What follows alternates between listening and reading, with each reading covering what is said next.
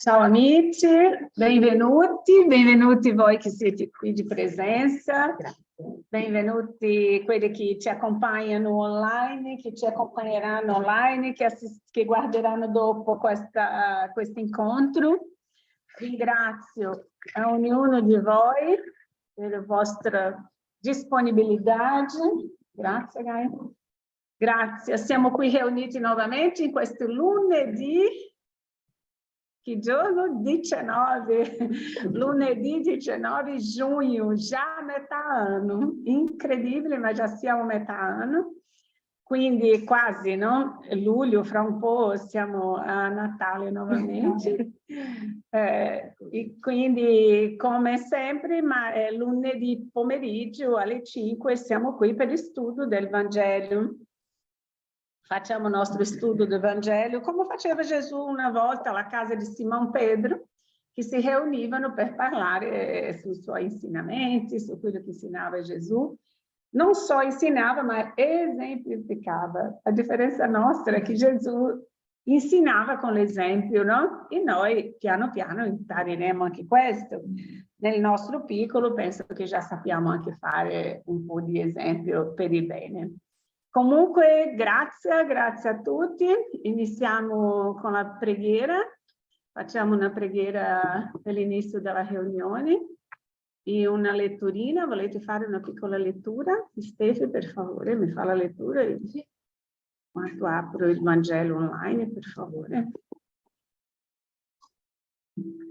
Fonte di risorse. Tu porti con te una inesauribile fonte di risorse per poter aiutare gli altri. Per questo fine non hai bisogno di ricorrere a ciò che al momento non possiedi. L'albero racchiude in sé tanto il fiore quanto il frutto. Il seme del grano è l'origine del pane che ti alimenta. L'aria che respiri contiene gli elementi che ti nutrono. In verità, chi dice non posso oppure non ho, sta cercando di dire non voglio. Apri il tuo cuore e dentro di esso troverai tutto ciò di cui hai più bisogno per condividere con i tuoi simili. Tutte le possibilità di essere utile giacciono alla portata delle tue mani, senza che tu debba fare un solo passo per accedervi. Non dimenticare mai che quantunque non sembri, ciò che gli altri più di tutto desiderano da te non è denaro, ma piuttosto amore. Che bella! Bellissimo. Grazie Esther. Senhor Jesus, Padre amado, siamo qui riuniti in tuo nome, chiedendo la protezione degli spiriti protettori, spiriti benevoli, angeli guardiani di ognuno di noi, di questa casa semi di luce, che possa essere sempre, Signore, un punto di luce in questa città, che possa essere un punto di luce nel nostro cuore, nella nostra vita. E in qualsiasi momento, in qualsiasi situazione, che possiamo sempre ricorrere a questa casa per trovare il sollievo al nostro cuore, perché solo il fatto di entrare qui, Signor Gesù, la serenità, la pace, l'armonia, questo pezzettino di luce e di cielo in terra. Ringraziamo, Signor Gesù, lo studio di oggi. Ci accompagni, Padre amato, permetta a questi spiriti benevoli di avere tanta pazienza come sempre hanno avuto per stare dietro alla nostra evoluzione. Grazie Gesù, così sia. Così sia. Grazie.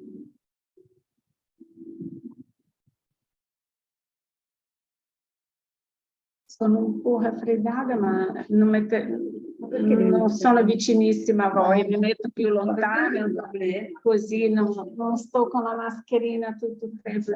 Stamattina ho avuto tutta la mattina la mascherina in aula, quasi mi ha soffocato. Ok amici, siamo nel Vangelo, capitolo 3. casa del Padre mio. Ci sono molte dimore na casa del Padre mio. Bellissimo tema anche della nostra conferenza del giorno 27. 27 Alessandro inizierà a parlare. Ci sono tante dimore nella casa di Padre mio. Inizia lui, continua un altro, dopo vai lui novamente, perché vale la pena, che ha tanto da dire di questi capitoli. Ci sono molte dimore. Numero? Item 13, mondi di espiazioni e di prove. Mondo di espiazione e di prove. Capitolo item 13. Oh, ok, attualissimo l'argomento. Sì, sì, dove siamo noi? Proprio qui, in questo mondo. Chi inizia a leggere, per favore, Gaetano? Leggi tu. Grazie. Mondi di espiazioni e di prove. Dei mondi di espiazione, che dirvi che già non conosciate, dal momento che vi basta considerare la terra in cui abitate, la superiorità intellettiva di un gran numero dei suoi abitanti indica che essa non è un mondo primitivo destinato all'incarnazione di spiriti appena usciti dalle mani del Creatore. Le qualità innate che essi portano con sé sono la prova che hanno già vissuto e che hanno compiuto un certo progresso, ma anche i numerosi vizi ai quali sono inclini sono indicativi di una imperfezione morale. Questa è la ragione per cui Dio li ha collocati in una terra ingrata, affinché vi espino le loro colpe attraverso un lavoro penoso e le miserie della vita, fino a quando non meritino di andare in un mondo più felice. Grazie Gaetano. Benvenuto Guido. Ciao. Ciao, benvenuto. Ciao, ciao, grazie. Com'è? Già sappiamo che il mondo di espiazione è nella seconda scala evolutiva dei mondi, no? E quindi siamo un gradino sopra quelli che sono ancora a scoprire il fuoco. Siamo noi che già sappiamo fare fuoco diversamente, no? Non moralmente tanto, ormai abbiamo anche avanzato tanto moralmente, non possiamo dire di no, per carità. Sarebbe un assurdo dire una cosa così. Quindi cosa possiamo parlare di questo? La qualità innate? Sulle qualità innate, cioè qua spiega esattamente che anche se è un mondo di prove ed espiazioni, ci sono comunque spiriti che hanno dentro di loro già dei buoni propositi, una buona moralità, e che sono quelli che danno l'esempio agli altri che invece sono ancora un pochettino più inferiori. Ed è proprio, secondo me, a quello che noi dobbiamo mirare. Noi guardiamo sempre quello che fa il male, quello che uccide, quello che picchia, il peggio, e non guardiamo che invece c'è tanto bene, ma c'è proprio tanto bene. Io adesso ho visto nella situazione di questa alluvione di Emilia-Romagna, cioè tutta la gente che si è mossa donando, cercando di aiutare giovani, meno giovani, cioè è quello che noi dobbiamo guardare, perché c'è tanto, tanto bene, tanto. Grazie, sì, Prego. proprio così. Un'altra? Vorrei dire, questa è la ragione per cui Dio li ha collocati in una terra ingrata. Non riesco a leggere perché ho degli occhiali un po' stanchi.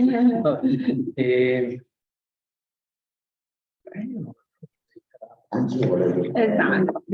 Io la trovo, cioè, può essere ingrata se vogliamo renderla.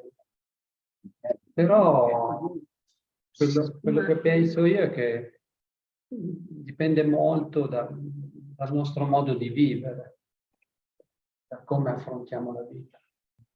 Per cui per me questa terra non è ingrata. Fantastico. Grazie, grazie Gaetano.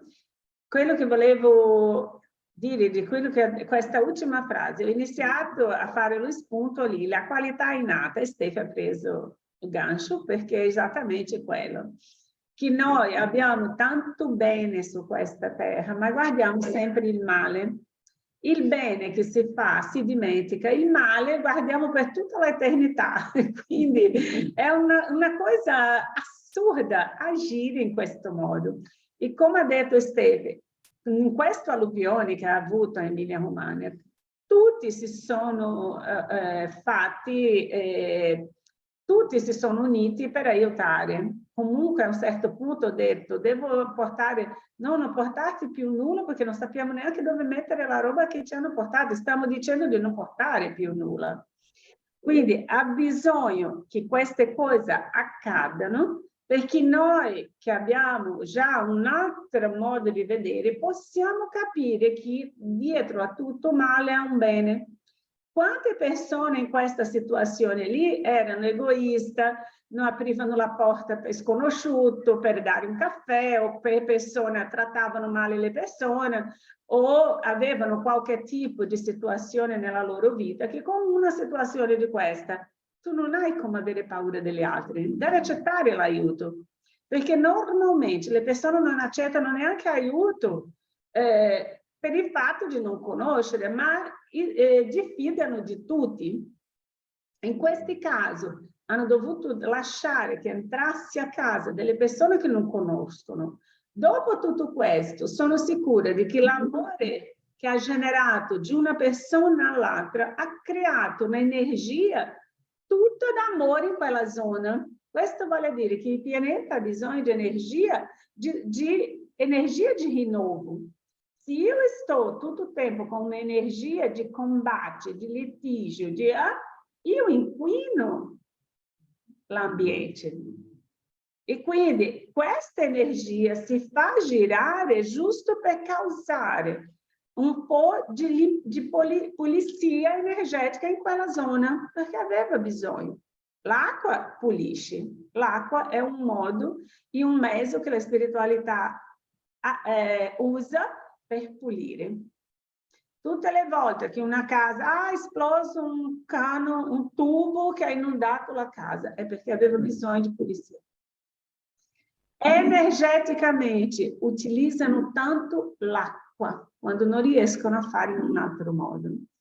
È un momento di rinnovo, di cambiare, di fare perché che buttiamo acqua in tutto? Dobbiamo mettere acqua, dobbiamo pulire con l'acqua. Perché l'acqua porta il nostro corpo, quando stiamo male o siamo malati, mettiamoci sotto l'acqua, lasciando l'acqua entrare, l'acqua ci pulisce. Può non togliere in quel momento la malattia, ma il tuo spirito è sano. Il tuo corpo può non essere, ma lo spirito rimane sano perché è pulito. E quindi questa energia è importante. Secondo quello che ha detto Gaetano, è importante capire bene, perché questo non ha detto Gesù, non sono parole sue, sono parole dello spirito per dire, voi siete così. Siete voi che dovete fare come ha detto lui, io non vedo questo. Voglio dire che già è un'evoluzione, è già accorgersi di che hai un gradino in più di evoluzione, ma ci sono un mondo di persone che dice che questa terra è ingrata, questa vita è ingrata, questa vita è così, che si lamentano di tutto. Questo vuol dire la vita per questa persona è questo qua. Questa è la ragione per cui Dio li ha collocati in una terra ingrata. Ma perché? Per chi trova la terra ingrata. Non è che Dio ha messo una terra ingrata, perché la terra è meravigliosa, è un pianeta bellissimo, è una delle cose che gli spiriti che vengono da fuori si sorprendono ancora determinati spiriti quando arrivano qua che dicono ma questo popolo così arretrati ha diritto a un pianeta così bello? Non sanno prendersi cura di questo pianeta, in realtà non saremo meritevoli di essere qui, ma siamo perché Dio ci ha dato questa condizione. Infatti, la frase andrebbe messa aggiunto in una terra ingrata per loro affinché vi estirino le loro colpe, perché è proprio riferita a quel tipo di diciamo, spiriti che sono superiori. Concordo anch'io con quello che e qua in giro ci sono dei posti, tutta la terra è bellissima, c'è vita ovunque. È meraviglioso il pianeta Terra. Forse vuol dire ingrata, perché comunque noi qui dobbiamo, per vivere dobbiamo lavorare, uccidere e tante altre cose che non dovremmo fare, però lo dobbiamo fare per la sopravvivenza. Forse è ingrato per quello. Non la terra in sé, che la terra ci dà di tutto e di più, ma proprio. Sì, di repente per questo punto di vista anche, ma anche lì già siamo tanti che non abbiamo bisogno di uccidere per sopravvivere, no? Uccidiamo per esempio gli animali ancora perché non abbiamo la coscienza di che non dobbiamo uccidere l'animale per mangiare, ma la nostra condizione ancora ci fa agire in questo modo, ma comunque non siamo noi che uccidiamo. Indirettamente siamo noi, no, ma io non sono capace di prendere una mucca e uccidere la mucca. Quindi facciamo finta ancora di che quella carne non è di un essere vivente come una mucca. Io quando mangio la mucca non sto dicendo che mangio una mucca, non la vedo come una mucca. Vedi un pezzo di carne? Vedo un pezzo di carne. Un giorno io sarò capace di non volere neanche quel pezzo di carne. Certamente se uno lo sente e non la vuole ancora. Se la vuole ha bisogno di mangiare carne per mangiarla. Sì, esatto, è questo che gli spiriti sono molto chiari.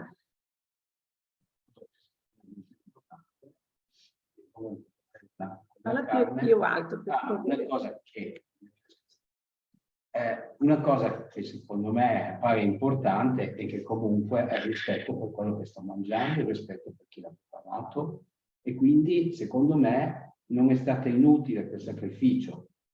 Capisco però è quello che uno può dare mentre si ciba, la ringrazia mentre sta mangiando e grazie anche a chi ha preparato, perché ha messo la sua città, la sua volontà, Ottimo, isso è fantastico. I dicono, insegnano questo proprio, che dobbiamo sempre ringraziare la natura per quello che ci dà. Io oggi per prendere una foglia, per fare un tè, la foglia di loro, no? Che vado in giardino, o per prendere un fiore quando lo tolgo, io chiedo permesso, scusami, devo togliere perché vorrei togliere perché la pioggia ci farà comunque uscire, quindi posso permettermi di tenerci con me? La taglio, la prendo, a foglia di loro, scusami, madame loro, mi lasci prendere un foglio. Quindi, di certo modo, inizia a avere rispetto per la pianta, anche quando prendo il frutto, no? Che è una cosa che la sua missione, il suo scopo è darci il frutto. Ma comunque ringraziare per il frutto che ci sta donando, quando mangio un frutto, veramente questo fa tutta la differenza nel nostro corpo, l'alimento. Se è un alimento contaminato, diverse persone hanno mangiato e hanno passato, sono state male. Io ho mangiato e non ho avuto nulla. Perché prima di mangiare guardo e dico che questo alimento sia buono per il mio spirito e per il mio corpo. Grazie, Signore. Bello. Non mi ha fatto nulla. È una semplice paroline che lì non mi ha fatto nulla, non ho avuto nulla, l'alimento. Ok? Quindi 14.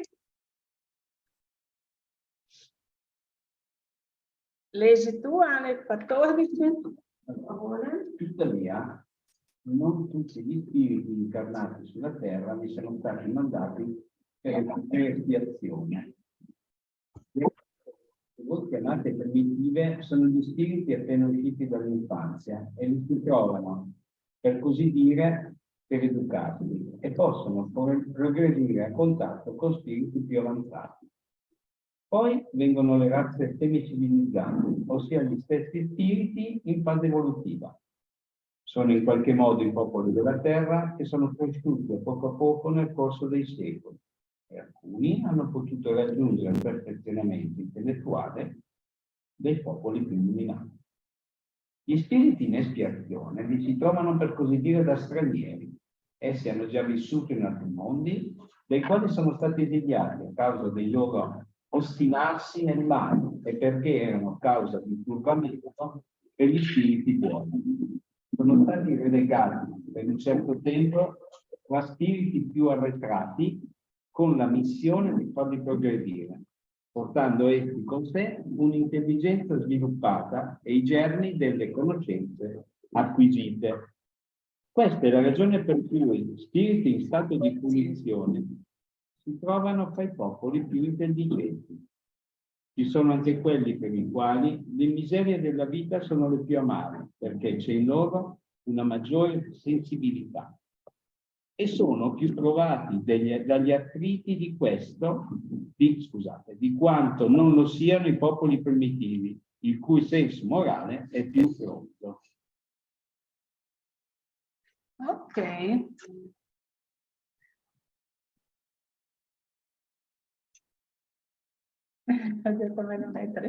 Com'è? Io trovo che in questo paragrafino qua spiega esattamente perché dobbiamo stare in mezzo agli altri per la nostra evoluzione.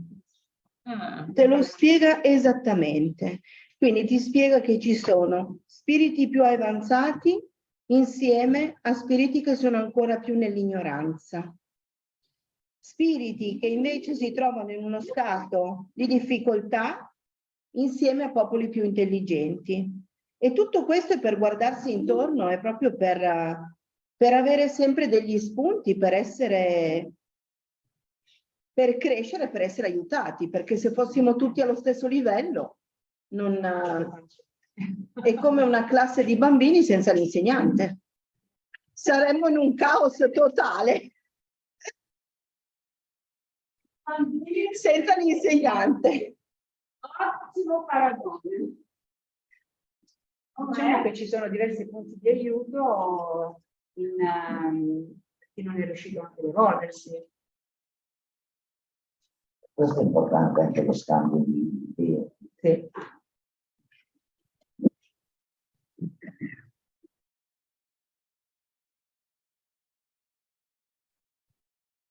Altri? No. Altri?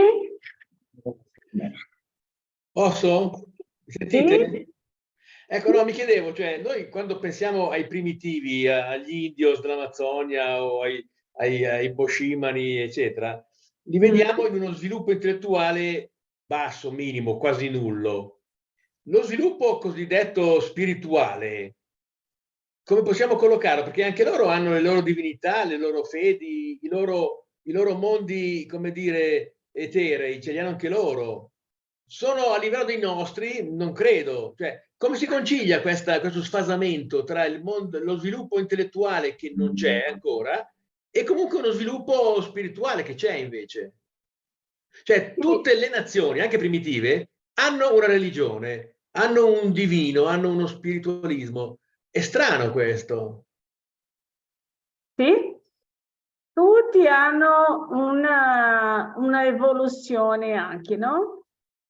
Noi non possiamo dimenticare che in mezzo all'indigene ci sono spiriti evoluti. Perché? Perché se così non fosse, loro non riuscirebbero a evolvere.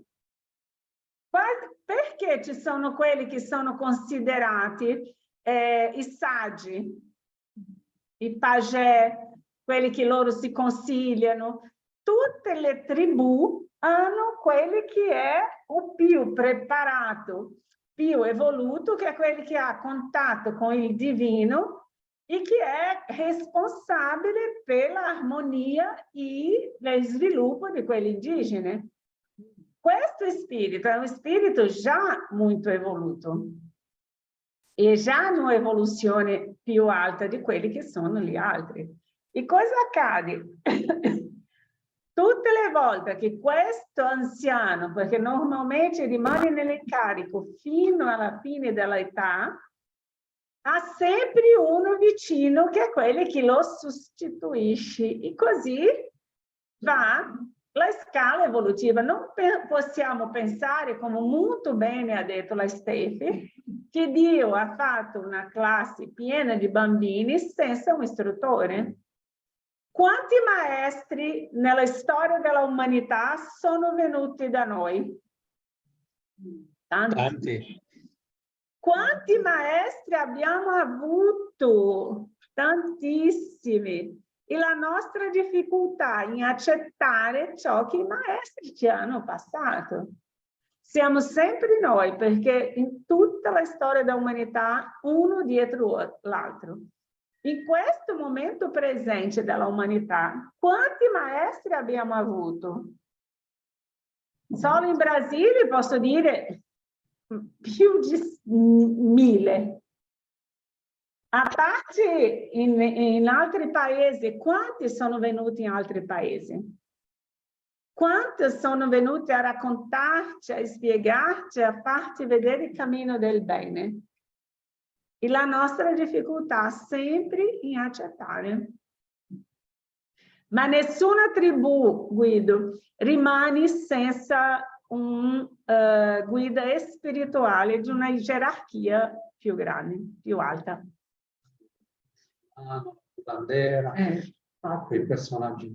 E poi questi primitivi, secondo me, non sono così primitivi, nel senso che sono molto legati alla madre natura, Sì. per cui hanno degli istinti bellissimi, come i boscimani, gli aborigeni sanno trovare l'acqua a chilometri di distanza, cioè hanno delle cose che noi abbiamo completamente perso. Esatto. Per cui secondo me non devono essere considerati popoli arretrati sotto certi punti di vista. Sotto certi punti di vista siamo più arretrati noi che siamo evoluti in un certo senso, ma abbiamo perso tante cose importanti. Esatto. Infatti mi viene in mente il libro E venne chiamata Due Cuori. E viene chiamata Due Cuori. È bellissimo, è meraviglioso. Noi adesso non abbiamo perso certe cose. Bisogno. Abbiamo imparato, cioè abbiamo degli altri mezzi. Siamo industrializzati. Adesso l'acqua abbiamo cercato. Ma lì non ci serve questa facoltà. Sono ancora quelli che trovano. ecco. Ok. Cosa si può dire? Cosa la spiritualità ci spiega? Perché loro sono ancora in un mondo di prove e espiazioni? Perché hanno anche loro, con tutto questo istinto bellissimo e questa condizione che loro hanno verso la terra, anche loro hanno bisogno di evolvere. Non possono continuare nella primitività della civilizzazione. Se non fosse anche per loro la strada dell'evoluzione, loro non sarebbero in mezzo a noi. Loro ci hanno da insegnare quello che abbiamo dimenticato noi. In che senso? Quando ha rapito quella comunità indigena, ha rapito quella americana, quella giornalista americana, per fare con che lei conoscesse la loro vera storia, come vivono loro, e dopo l'hanno riportata perché lei potesse raccontare quello che ha visto. La storia loro è molto meravigliosa. Perché? Perché ci raccontano quello che è lo istinto che noi abbiamo perso. So che noi, cosa accade? Siamo usciti da così a così. Abbiamo bisogno di un equilibrio, perché l'evoluzione fa parte sia l'evoluzione tecnologica, che è quella che noi, volendo o non volendo, noi arriveremo, che l'evoluzione morale, perché tutte e due devono andare insieme. Non possiamo immaginare un mondo oggi solo di aborigene, come non possiamo immaginare un mondo solo tecnologico. Abbiamo bisogno di tutte e due caratteristiche insieme, perché quel processo che loro vivono, di scoprire l'acqua, di uccidere solo per mangiare, quello dobbiamo avere anche noi. Dobbiamo ricordarsi che non possiamo più uccidere 300 migliaia di animali per lasciare il frigorifero a un supermercato. Questo non è moralità. Questo è essere arretrati. Poi, scusate, anche una quantità. Negli allevamenti usano una quantità d'acqua che non potrebbero, cioè esagerata. Ma anche sugli animali. Io vorrei... Ah no, scusa, ci sei tu. Ma sul discorso comunque di questi maestri, chiamiamo, cioè, qui hanno forse una pubblicità minore, perché abbiamo una cultura troppo tecnologica. Però io personalmente ne ho conosciuti due. Uno si chiama Robietto, che l'ho conosciuto per 32 anni, e ho visto, e anche su di me, e l'altro era Bernardino del Bocca, che anche lui era su questa linea. Quando ero su YouTube lo trovo. Quando ero ragazzino, piccolissimo, appena nato, c'era una signora del Biellese che era una, chiamiamola curandera, che mi ha tolto i vermi perché i dottori dicevano che io non potevo, non c'era nulla, e lei mi ha tolto. E mi ricordo che cosa no, con l'aglio, cioè, quindi abbiamo queste capacità. L'aglio. E non le dobbiamo perdere. No, esatto. Invece ce n'era ancora una pochi anni fa, insegnavano da lontano, toglieva i vermi alla bambina di una mia amica che aveva solo, si chiamava dove insegnava, ma non l'avvicinava da casa sua. È fantastico. Io non so se posso centrare qualcosa, mi aiutate. Pensavo agli aborigeni, ma noi non siamo pronti a stare anche con gli stranieri che abbiamo qua. Perché vi spiego? Domenica ho preso l'abitudine di andare a camminare e mi sono trovata lato dietro il Favaro, che sono delle zone bellissime, e c'è un cimitero dove non è più nostro, ma è musulmano. Sono entrata e ho questa abitudine, magari faccio un pensiero, e ho notato tanti giovani, bambini, musulmani, e mi sono detta, ma c'erano poche foto. E così mi è venuto questo pensiero, ho detto, ma noi marocchini, tunisini, non c'è, vabbè, loro hanno la loro cultura, hanno il loro modo di vivere tra di loro, ma noi non ci avviciniamo comunque. Cioè, questo pensiero ho avuto perché mi ha preso un attimo il cuore a vedere queste lapidi che, sai, nei nostri cimiteri siamo abituati, sono tutti stranieri. Ho detto, ma io non so chi sono, non li ho mai visti. Ho cominciato ad avere questo pensiero e mi aggrego a questo discorso, e noi li abbiamo gli stranieri. Sì, li avremo ancora di più, ogni giorno di più. Certo. Ogni giorno di più. Io penso a questo. Cambierà tutta la geopolitica, come si dice, del pianeta. Come una volta ha fatto tutto quel cambiamento all'inizio della storia della Terra, inizierà nuovamente a fare tutta una divisione e un aggregamento in mudanza di situazione geografica, no?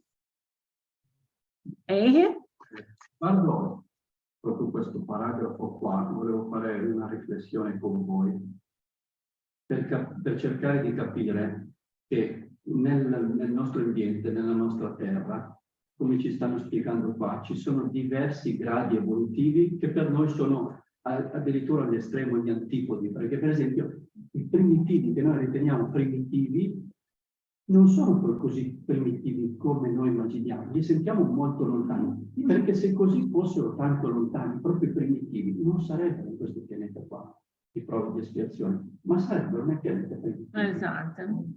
E sono tutte differenze che ce le facciamo noi, le sentiamo noi in base un pochettino. Sono un gradino più sotto, in base alla il nostra gradino che avevamo ieri. scala evolutiva. Ma neanche. Che loro sono evoluti, noi abbiamo perso. Perché noi pensiamo essere evoluti, loro sono dietro. Quindi questo non è che loro sono meno e noi siamo di più. No, siamo tutti nelle stesse scale evolutive. Alcuni sono ancora con abitudini che noi già abbiamo avanzato. E abbiamo perso quello che loro stanno lì per raccontarci e insegnarci ancora, che non possiamo perdere. Guido? Ecco, non mi sembra che sia così, Caterina, cioè noi da secoli, no, trasportiamo, cioè imponiamo, diamo loro sia ciò che conosciamo a livello intellettuale, sia a livello morale. Cioè noi abbiamo in qualche modo cancellato culture, religioni, spiritualismi primitivi, soffocandoli con la nostra civiltà bianca. Ora, voglio dire, è inevitabile forse, no? Però molti hanno criticato questa nostra violenza, sia intellettuale che morale, però questa continua. Tra l'altro, cioè, non vedo alternative all'evoluzione intellettuale. Ci sono invece molte alternative a livello spirituale, abbiamo tante fedi, tante religioni, tante divinità. Invece il progresso industriale o tecnico è uno solo, fondamentalmente. E noi, in quanto siamo avanzati sia in un lato che nell'altro, andiamo via via a soffocare, ad annientare tutte le alternative spirituali che incontriamo. È un dato storico ormai questo, cioè tutti abbiamo cancellato migliaia di religioni animistiche, no? Gli animismi stanno sparendo fondamentalmente. Sì, sì, è quello che è l'errore dell'umanità. Quello che stiamo studiando giovedì, cosa stiamo studiando giovedì? Che quando noi siamo arrivati da Cappella qui, siamo arrivati per aiutare quelli che stavano in sviluppo. Cosa abbiamo fatto? Li abbiamo massacrati, lo abbiamo Ecco. abbiamo fatto, e continuiamo ripetendo le stesse errori di quando qui più di quanti miliardi di anni siamo sulla Terra? Come specie abbiamo cominciato sulla Terra milioni, però la Terra sono 1 milione di anni, 1 milione di anni che siamo sulla Terra più o meno.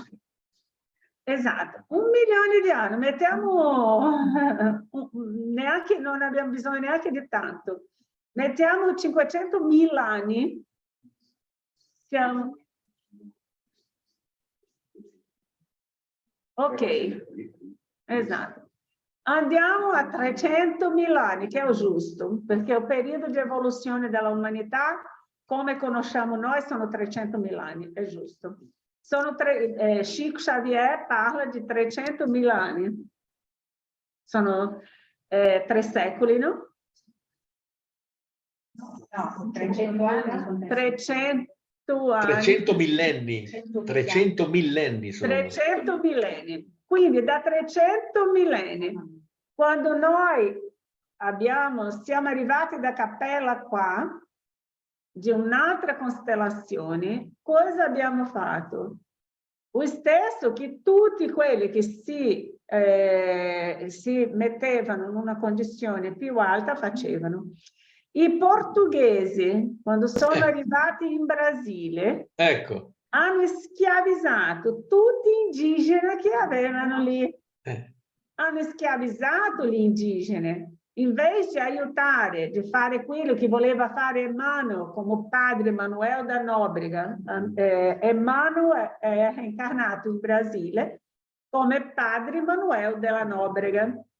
Aiutava tantissimi gli indigeni, ha portato lo studio, la scuola, lo insegnamento, ma quelli che mandavano in lui non volevano che lui insegnasse più di tanto all'indigena, volevo che l'indigena continuasse nella ignoranza. E questo non è stato bello, ok? E cosa accade? Gli africani, gli europei andavano in Africa. Quello che sta accadendo oggi con la Siria, con i siriani, con tutti quelli che arrivano nei barconi, facevano una volta con gli schiavi, li mettevano nei barconi, li mandavano in Brasile, attraversavano l'oceano e tanti morivano in mezzo alla strada. Perché? Perché si ribaltava, perché la onda, perché la tempesta. E quando arrivavano, rimanevano come animali, attaccati ai tronchi, alle alberi, alle pareti con le catene, e solo potevano essere aperte quando loro andavano a lavorare nella lavora, dove erano vigilati come cani che vigilava le pecore. E quindi non erano pagati, era un lavoro schiavo, sappiamo di questo, e per tanti anni è ancora andato avanti questo tipo di situazione. Questo vuole dire che noi non siamo stati gente per bene. Non siamo stati persone di bene, un uomo corretto e giusto. Ci prendo da venire qua, ci pago perché ho una proprietà gigantesca, a quale non ha pagato perché è arrivato in Brasile, si hanno preso tutte le proprietà.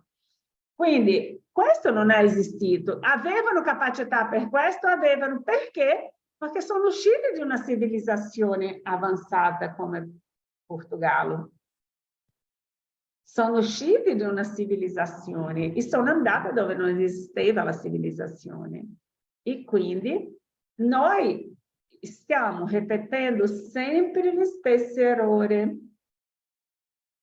Per questo quando ci lamentiamo, viene il Vangelo e dice le afflizioni attuali e le afflizioni passate. Se siamo in afflizione, non siamo così bellini, innocenti. E adesso Grazie. purtroppo questo aspetto qui lo esportiamo nell'esplorazione sugli altri temi. Perché ora una forma mentis spirituale e morale evoluta.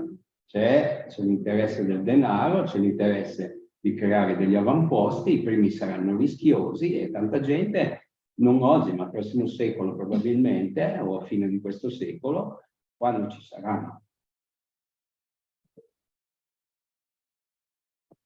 queste basi, perché io le vedo, scusatemi, ci sarà molta gente che patirà. Sì, perché la spiritualità non permetterà, non possiamo anche pensare che la spiritualità non sta dietro a tutto. Perché noi possiamo entrare in un altro pianeta, dobbiamo ancora avere molto avanzamento morale per riuscire, perché neanche se riuscissimo, la spiritualità che è nell'aldilà non permetterebbe. Possiamo provare, ma tutto ciò che sarà costruito sarà sotto lo sguardo della spiritualità maggiore. Per questo non abbiamo bisogno di avere paura. Tutto che riguarda fuori, perché non ci hanno lasciato vedere cosa c'è fuori ancora oggi? Noi arriviamo fuori, guardiamo, non vediamo nulla. Loro ci conoscono, sanno che siamo tutti un po' così, ovvio che non ci fanno vedere. Arriviamo lì, non vediamo nulla, torniamo a casa. E continueremo a fare questa, come si dice, questa brutta figura, che arriviamo lì, non vediamo nulla, torniamo, perché sono loro che si faranno vedere, non siamo noi che vediamo loro, sono loro che si fanno vedere. E quando loro si faranno vedere, sono per volontà propria loro. Ma noi non siamo in grado di costruire nulla fuori dalla terra. Ok? Tutto che sarà costruito e che già esiste è con permesso del mondo spirituale, che noi non sappiamo neanche. Come ha detto Chico, la Luna sarà un posto dove l'alimento sarà fornito a un'umanità dalla Luna. La Luna sarà quella che produrrà tutto l'alimento necessario per la Terra. Chico già ha detto questo. Sarà nella Luna che andiamo a prendere acqua. Sarà nella Luna che arriverà l'alimento a noi. Allora, perché questo? Perché sarà con permesso e la vigilanza del mondo spirituale. non come vogliamo noi. Gli aspetti seguo molto quello che è l'evoluzione e la ricerca spaziale. E quindi sono a conoscenza dei progetti che ci sono e che ci saranno. Però ovviamente non saranno liberi e accesso a tutti, nel senso che non si potrà fare quello che si è fatto fare. È quello che volevo dire. Quello che mi è stato fatto vedere è semplicemente cosa capiterebbe se noi andassimo su questi pianeti e facessimo quello che ci pare. Esatto. Quello che ho visto. Ma anche qua comunque non succede niente, la spiritualità non vuole. Esatto. Bravissima. Anche qui non accade nulla che non sia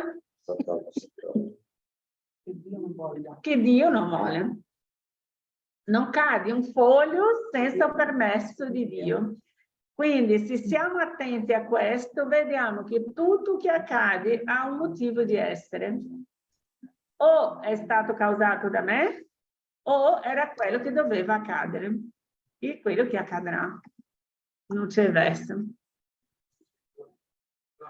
Riflessione da fare, poi entrate a Catarina, perché volevo dire che in questo pezzo qua stanno proprio parlando anche degli esiliati di Cappella, dove ci dice che gli spiriti in espiazione si trovano, per così dire, da stranieri, siano già vissute in altri mondi. E poi è entrata Catarina a spiegare che sono... Ah! Dov'è? Nel secondo punto. Hanno già vissuto in altri mondi, dai quali sono stati esiliati a causa del loro ostinarsi nel male e perché erano causa di turbamento per gli spiriti buoni. Vede? È esattamente quello che accadrà qua. Sarà esattamente lo stesso che è accaduto in Cappella. Se vogliamo sapere qual è il futuro dell'umanità, basta leggere gli esilati di Cappella, perché accadrà da noi lo stesso che è accaduto. Qui, inclusive che quando Cappella, no, gli esilati sono venuti a un certo punto, quando eravamo così disturbati che abbiamo fatto tanti casino, che ha dovuto Atlantida sparire. Lemuria, che è dove sono australiano, aborigene, sono tutti della Lemuria. Sono quelli sopravvissuti dalla Lemuria e quegli spiriti reincarnati della Lemuria. Quelli di Atlantida sono andati in diversi punti, si sono anche divisi e l'Atlantida si è sprofondata. Cos'è adesso con questo cambiamento che arriverà?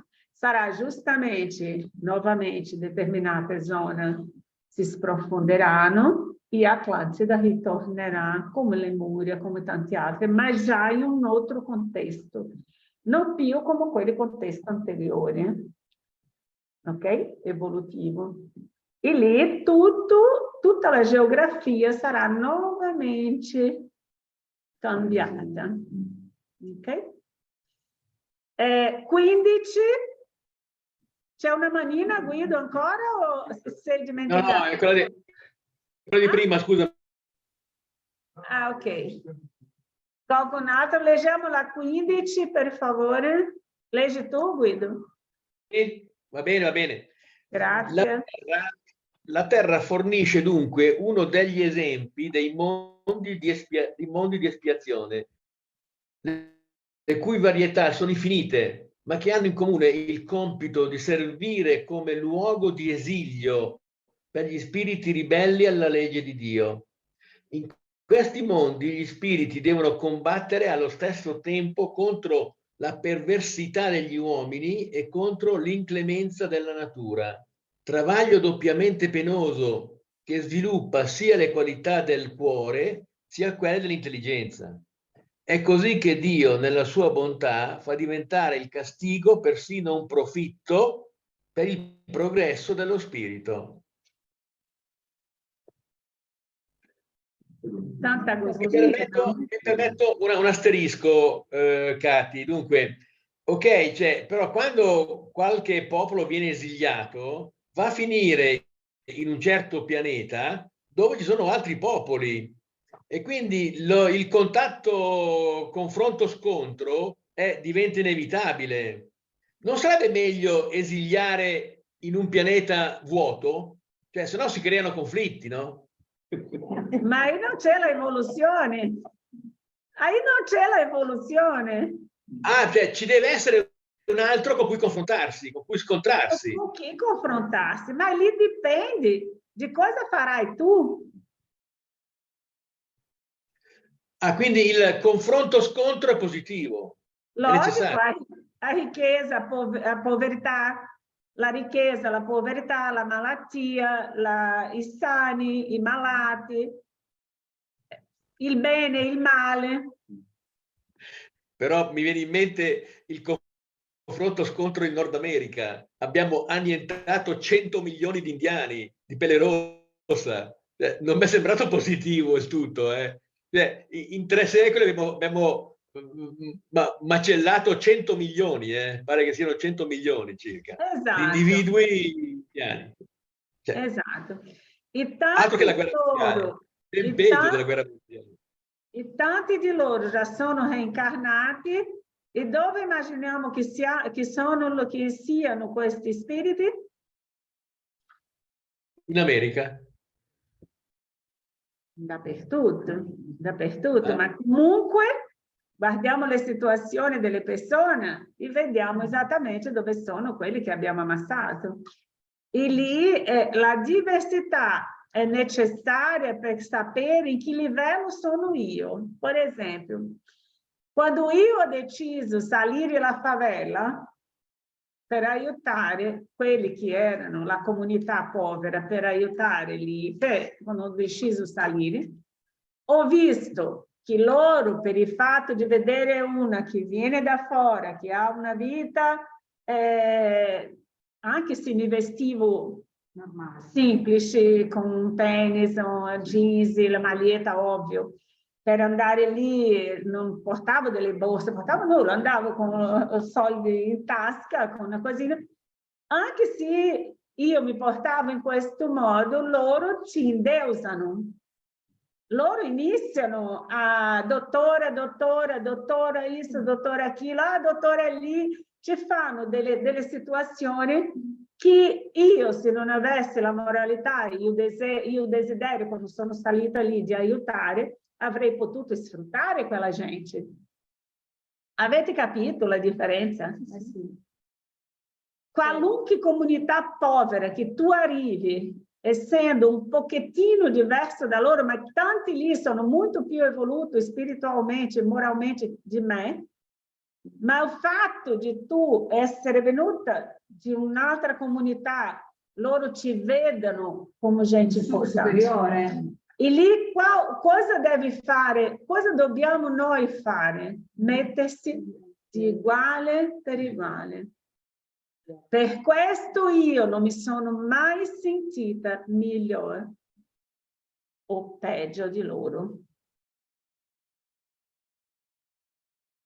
È lì che è la differenza. Se io arrivo, i politici quando arrivano in un posto di questi che sono indeusati, si possono sfruttare di quella necessità del popolo, la sfruttano. Lì ho visto tanto questo.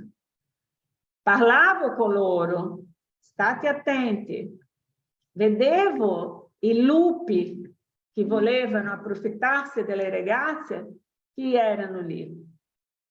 Quindi questo vuole dire che invece di andare lì a aiutare, a fare veramente il loro mestiere, che è come politico, aiutare una comunità, andavano lì a sfruttare la comunità.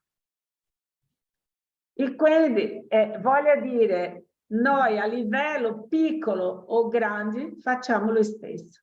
Un'azienda dove sfrutta il lavoro di suo dipendente. Un capo che sfrutta della sua dipendente per il fatto di sapere che lei dipende di quel lavoro.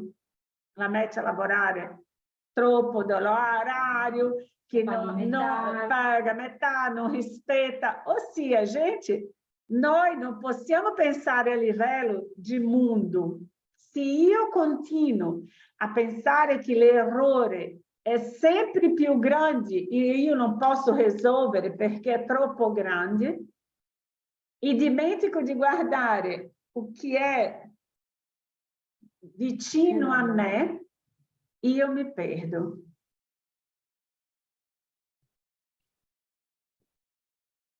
Io mi perdo. E già mi perdo. Dico che noi veramente già ci perdiamo tante volte. Tante volte noi ci perdiamo, sì, perché non sappiamo amministrare neanche un piccolo che ci ha dato da amministrare. Ma se io non lo so amministrare un piccolo, come saprò amministrare il grande? Per questo tutto dipende da noi, di dentro fuori, non di fuori dentro. Nel libro venne chiamata Due Cuori, quello che si parlava prima, che questa giornalista fa questa esperienza insieme a questi aborigeni dell'Australia. Lei dice che la cosa che l'ha colpita di più è il fatto di doversi spogliare di tutto il materiale. Cioè lei l'hanno fatta spogliare proprio degli abiti, gli hanno fatto togliere tutti i gioielli, lei non aveva più niente. E leggendo quel libro io l'ho interpretato che comunque questo popolo primitivo aveva una moralità e una forza che il materiale va a coprire. Perché noi abbiamo il materiale e diciamo, eh sì, come diceva prima lei, noi non abbiamo bisogno di cercare l'acqua, ma se rimaniamo senza acqua siamo obbligati anche noi ad andare nelle nostre montagne a cercare l'acqua. Perché questa è la nostra abitudine, noi siamo abituati a tutto. E l'insegnamento, secondo me, di quel libro lì, e venne chiamato Due Cuori, è proprio l'equilibrio tra lo spirituale e il materiale, che deve... Era una giornalista, è bellissimo quel libro. Quindi è un momento, quando ho letto anche, ho detto, è un momento di rileggere, e ogni momento diventa ancora più, non perché dobbiamo diventare aborigeni. Gente, cosa ha fatto la spiritualità? Non ha preso una giornalista per vivere un esempio come un aborigene, ha preso tutta l'umanità, tutta, e ci ha spogliati.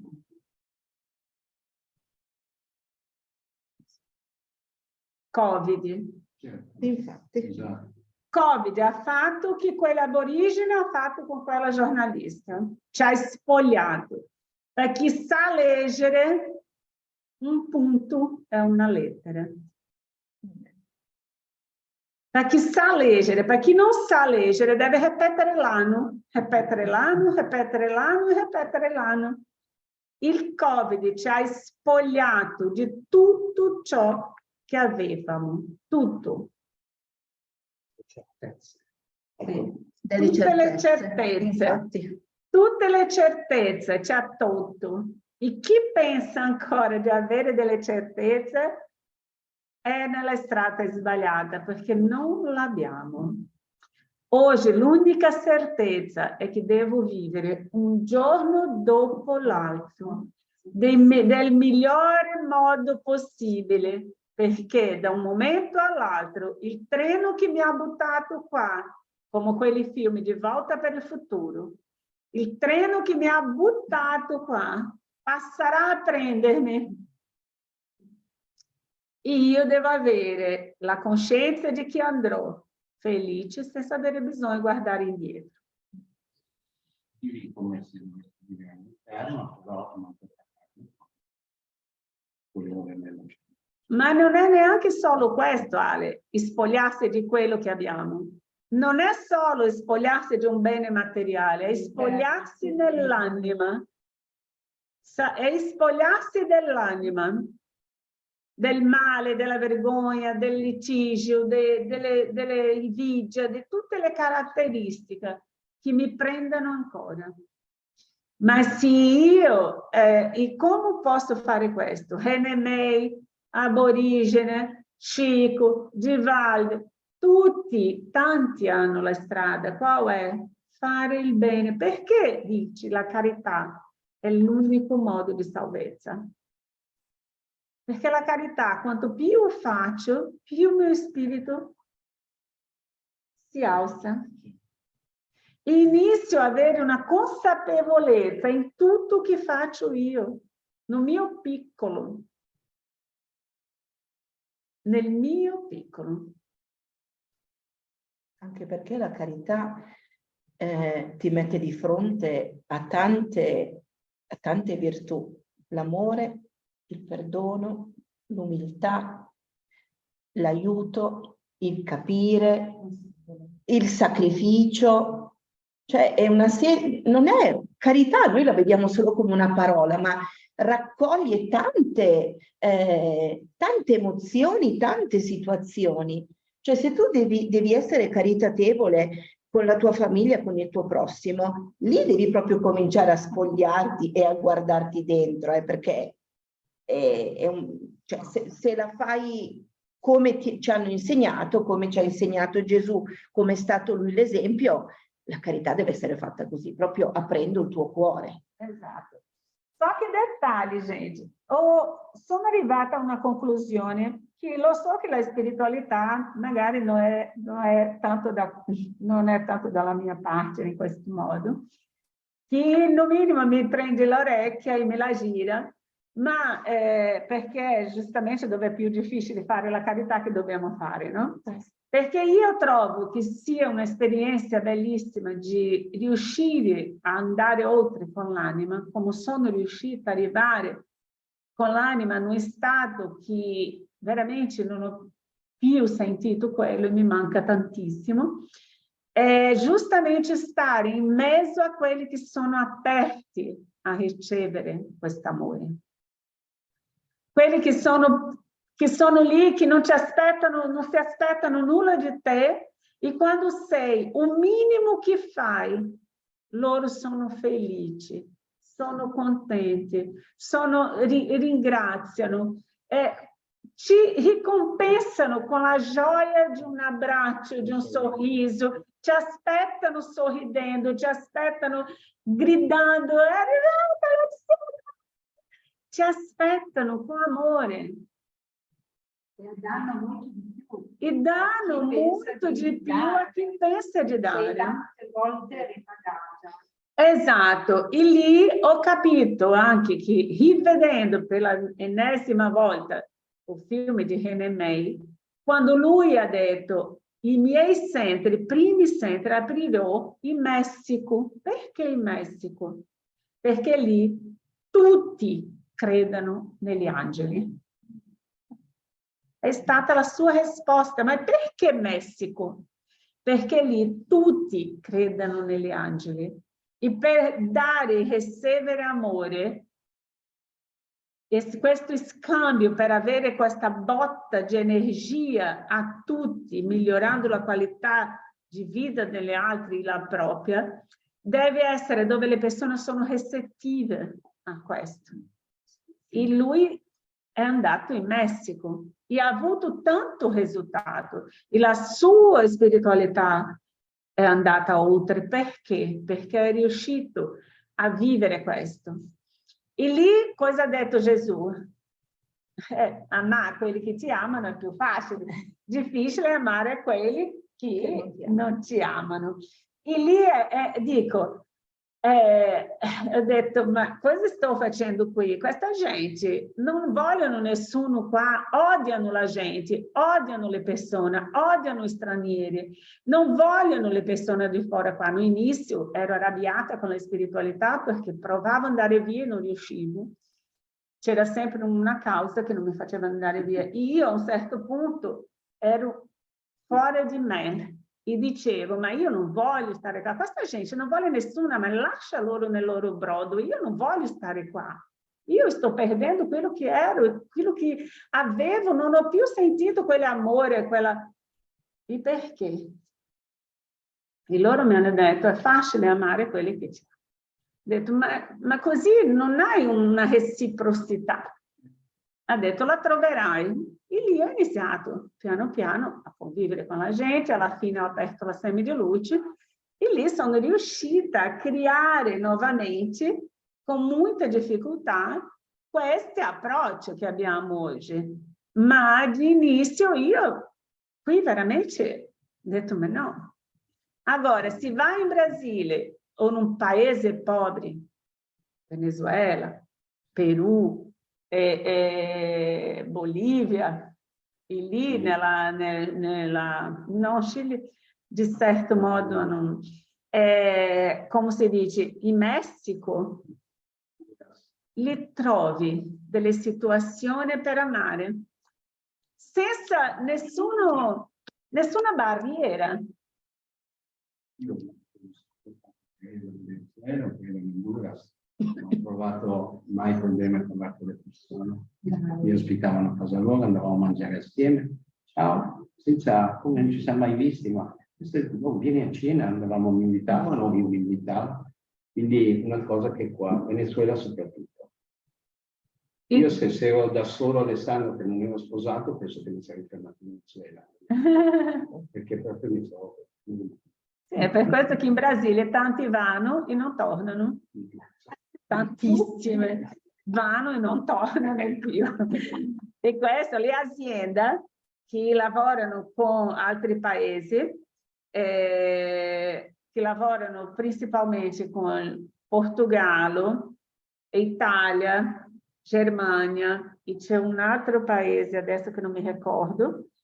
Tutte le aziende che hanno aperto in Brasile, che hanno portato i loro dipendenti, che normalmente li portano, dicono che metteranno quelli che sono lì. Alla fine prendono tutti i sussidi, mettono una parcella di quelli di lì, poca, e portano su. Quelli che sono andati lì, che erano sposati, con meno di un anno, già non erano nessuno sposati, no. E si sono fermati in Brasile. Quindi tanti. E la statistica è stata questa, che non tornano, vanno, non tornano. È sbagliato. Sì, è sbagliato. Ma non tornano. E le aziende erano preoccupate esattamente con questa situazione. Erano pochi quelli che dopo un anno portavano la moglie e i figli. Se volete, è finito. Velocemente vi racconto una cosa. Possiamo finire e continuiamo? Sì. Ok, grazie amici, dobbiamo chiudere. È stato bellissimo perché abbiamo fatto un discorso multietnico qui in diverse situazioni, è molto bello. E è importante che capiamo che non siamo diversi da nessuno, siamo tutti uguali. Quando noi ci disponibilizziamo, ci disponiamo a mettersi negli stessi panni degli altri. Come ha detto Gesù, fare agli altri quello che volevi che fosse fatto a te. Questo è quello che piano non dobbiamo fare a livello di Madre Teresa di Calcutta, perché per noi è troppo, per il nostro livello ancora arretrati. Ma comunque, se vogliamo fare, possiamo fare. Possiamo fare, ok?